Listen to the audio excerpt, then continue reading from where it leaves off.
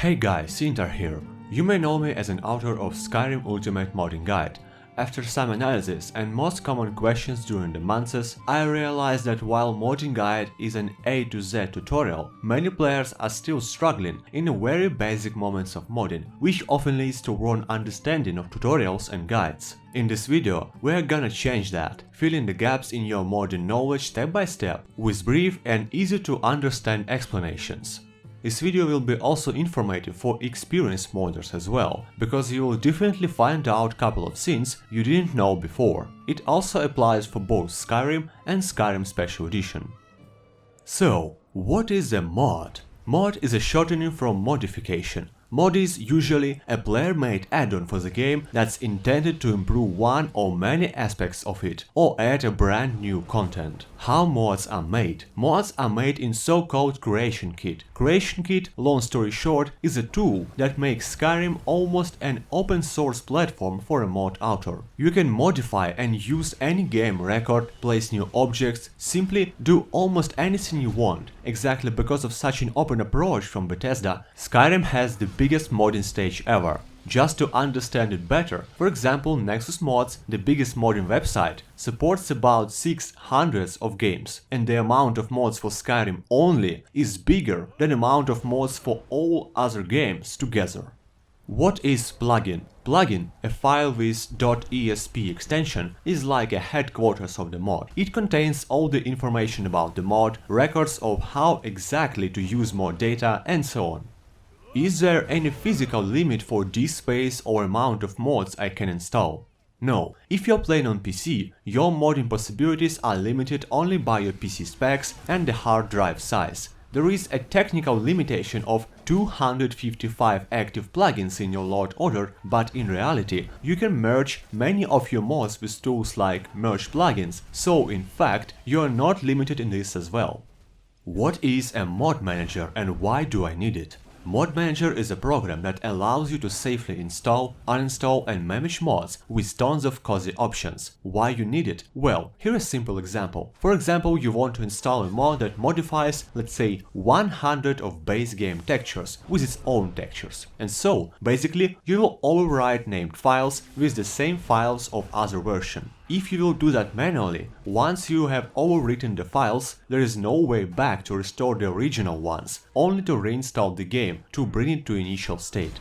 Mod managers have virtual memory system that smartly remembers everything made with the game files, so you can always roll back. What is a texture, mesh and script? These three are like pillars, base components of Skyrim mods. Texture is like a skin. It's how you see all the objects in the game, characters, trees, armors and even the spells visuals. Technically, texture is just a square image but with a special extension and structure. Because it's square, that's also why using, let's say, 4K textures instead of 2K textures can give you a big FPS hit. As it's a square, 2K texture video memory usage will be 2 multiplied 2, 4, let's say, conditional memory units, while 4K textures memory usage will be 4 multiplied 4, already 16 conditional memory units usage, so not 2, but actually 4 times bigger. If textures is a skin and colors, mesh is like a skeleton. It is the shape of the objects covered by textures. Script is the programming language text that controls all the NPCs and surroundings, actions and events in the game. Combat behavior, quests and dialogues triggering, all that is handled by scripts. What is SKSE? SKSE stands for Skyrim Script Extender. It is a script engine that drastically extends Skyrim script engine possibilities, allowing to operate with much bigger amount of functions, resulting in even bigger modding abilities. Basically, SKSE is the father of almost all Skyrim mods. Without it, we would never see Sky UI, Race Menu, FNIS, Frostfall, Atlas Map Markers, Dual Sheets Redux, Enhanced Camera, Deadly Dragons, Complete Crafting and Alchemy Overhauls, Dindalot, TK Dodge, Ultimate Combat, Trade and Barter, in the same great state we have them now. What is EMB? EMB is a standalone graphics enhancement engine for Skyrim and some other games. Technically, EMB is not a mod, because it doesn't modify a single game file. From the technical part, consider EMB as some sort of, well, Instagram filter, something that's layered above the in-game image. Why ENB is so great and essential? The thing is that all other graphic mods like texture, lighting, weather mods are adding or improving visual effects of the game using the same base effects and visuals. ENB is adding visual effects that are not supported by the game engine at all. Real anti-aliasing, subsurface scattering, parallax, multi-weather system, qualitative ambient occlusion, bloom, great shadows, amazingly beautiful water and reflection shaders, and dozens of other things. That's why Skyrim with even, let's say, 200 graphics mods, but without ENB, will always look worse than Skyrim with no graphics mod at all, but with ENB installed. For pretty much the same reason, original Skyrim ENB is superior to Special Edition ENB, because Special Edition uses Fallout 4 engine, which doesn't support a lot of ENB features at all.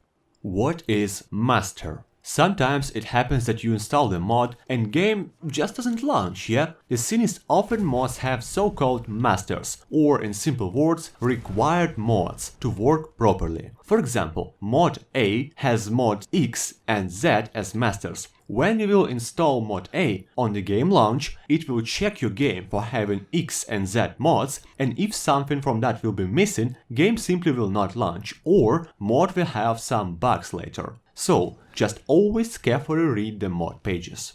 What are mod types? In general, mods can be separated into two big categories: graphics mods and gameplay mods. Graphics mods are improving everything you see in the game and adds improved or new visual effects, better textures, meshes and normal maps, better lighting and shadows, new weathers, and so on. Gameplay mods are affecting everything you can do and meet in the game: combat, perks and spells, NPCs, enemies and AI, quests and new lands, encounters, and so on. What is LOD and what is billboard? If you ever used or saw Dindalot or at least test5.gen, you may be interested in what that means. LOD is simply a distant object textures. Open world games like Skyrim have thousands of objects around you, especially in exteriors, so for game engine to be able to handle this simultaneously and not overload your PC memory, far located objects like trees and so on are replaced by lower resolution models, which are changing back to full-size models when you are coming closer. Billboards are like a coordinates info spots for load generation. For example, when generating Dindalot for some kind of new land mod, you need billboards so Dindalot will know where to place the loads for certain objects. What is mods compatibility and what are incompatibility types? Mods compatibility means that two or more mods installed together will work without interfering into each other's work and so avoiding bugs and glitches.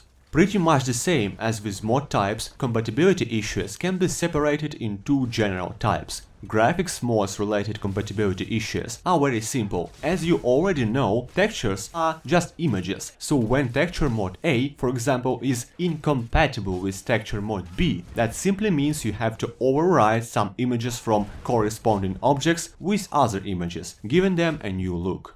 Gameplay mods incompatibilities are mostly related to moments when several mods are modifying the same in-game record. For example, the AI package of NPC. One mod tells this NPC to make one action, and second mod tells to make another one. This may lead to conflicts and glitches in the game. To avoid this, remember to always rebuild your bashed and smashed patches and of course, once again, read the mod pages carefully. Why my game crashes? On the one hand, there is a wagon and a small cart of possible reasons, but in reality, don't worry, most of crashes reasons are always simple and the same and can be separated into next situations. Video memory overload, the most rarely happening crash type. Actually, video memory overload almost never will cause crashes, but just a severe FPS drops. But if your video memory will be overloaded just too much or for too long time, a crash can happen. To prevent this, be sure your PC is strong enough first of all, and of course, follow my guide stability section, which has a lot of tips and tricks to make your game run perfectly smooth even on a weak PC. Usage of directly dangerous mods, unstable, broken in some aspects. Skyrim has dozens of thousands of mods, and so it is not a surprise that some of them may be dangerous. Dangerous mods may have broken scripts, dirty records, corrupted meshes and so on, which is, well, confusing the game engine, leading to the solution engine sees as a needed one, terminating the game, meaning a crash. Don't use such mods. Of course, you can't know them all, but there are a plenty of caution lists in internet, and you can also see many of them listed in special room in my Discord server. Script overload. Skyrim script engine, Papyrus, is pretty old tool, which simply can't handle more than, well, some amount of active scripts running. That's the thing. You can have even 2000 mods, and your game will be 100% stable if you will not use directly unstable mods and not use too much script heavy mods. Or you can have like 50 mods only and crash each 5 minutes. The Cynic Skyrim script engine cannot be extended in this direct aspect, your RAM amount has no effect on it and so on. That's why you simply need to be careful with the amount of script heavy mods like Frostfall, Footprints, various combat mods and big overhauls and so on. This rule, by the way, applies to both original Skyrim and Skyrim Special Edition, sadly, because even in Special Edition, script engine is still the same.